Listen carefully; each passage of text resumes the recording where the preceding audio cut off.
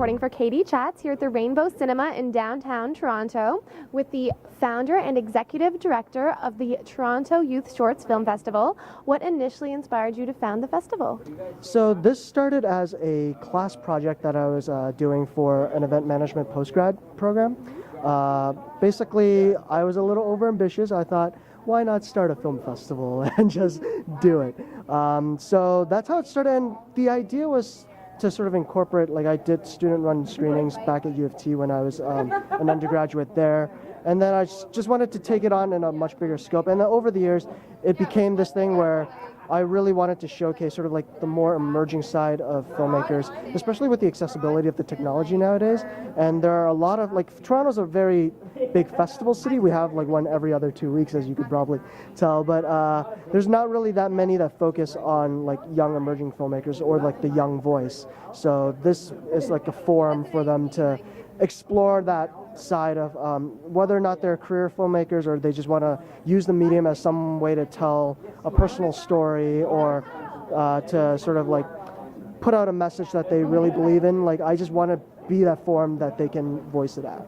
And what's the criteria? From what ages are we looking at, and how do people find out how to submit their films? So our age criteria is 14 to 28. The films need to be 20 minutes or under, and you could get more information about all the rules and submissions at www.torontoushorts.ca. And pretty much submission deadlines are May 3rd, so you have a couple of more months left to send in your stuff. And yeah, we're going to have our festival on Father's Day weekend, so it's going to be great. And tonight you had the T24. How do you think that it went? It went really well. Actually, initially I wanted to book a smaller theater in here, and I'm glad I didn't, because if we did, I would have had to turn away quite a few people, actually. So, and we still had a really, really good crowd that packed the theater as well. And yeah, it went really well. The jury offered some really great sort of feedback on the film. So I always try to make this as educational as possible in terms of the experience for the young filmmakers. So yeah, like, I'm really happy with how tonight went. And what's the information that you give the filmmakers before they make the film? So this year, like every year, we give like a page-long essay question, but this year we wanted them to explore the aesthetics of the city, take sort of like ideas of growing pains, like feeling nostalgic for some of the retro, and comparing that to some of the more forward thinkers, so to speak. There's a lot of debate lately, especially on how we experience the city. So we wanted them to draw parallels based on like how we live in the space. So to try to preserve old-looking buildings for the nostalgic and sort of for the history, but at the same time, all like the condo boom and everything that reflects sort of like a modernism, like forward-thinking sort of aspect of like trying to go into the future and like leave the past behind.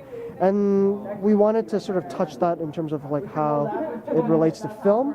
There are a lot of groups, for example, like Chris Laxton and his team. They are running like their own screenings out of like this really old rundown porn theater, for example. Or Metro. Like, yeah, and there are like other groups that are running like screenings out of dive bars and just really non-traditional venues. So we wanted to explore like what people felt the cinematic experience was in terms of, see you guys.